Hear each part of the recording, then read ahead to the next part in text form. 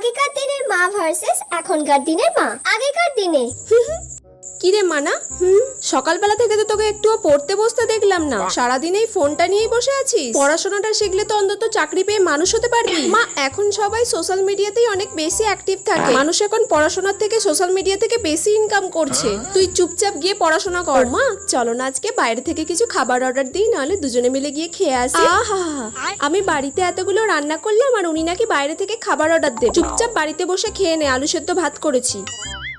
এখনকার দিনে আরে বেটু, তুমি সব সময় কেন বই নিয়ে বসে আছো? একটু সোশ্যাল মিডিয়ায় অ্যাক্টিভ হও না। মা, আমার পড়াশোনা করতেই ভালো লাগে। দেখো এখনকার জেনারেশনকে কত সোশ্যাল মিডিয়ায় অ্যাক্টিভ, আর সোশ্যাল মিডিয়া থেকে লাখ লাখ টাকা কামাচ্ছে, কিন্তু আমি পড়াশোনা করতে চাই। মা, বেটু চলো আজকে আমরা বাইরে থেকে লাঞ্চটা সেরে নিই। না মা, আমি বাড়িতে আলু সেদ্ধ ভাত খাবো। ঠিক আছে, তুমি আলু সেদ্ধ ভাত খাও, আমি বাইরে থেকে লাঞ্চ করে নিচ্ছি।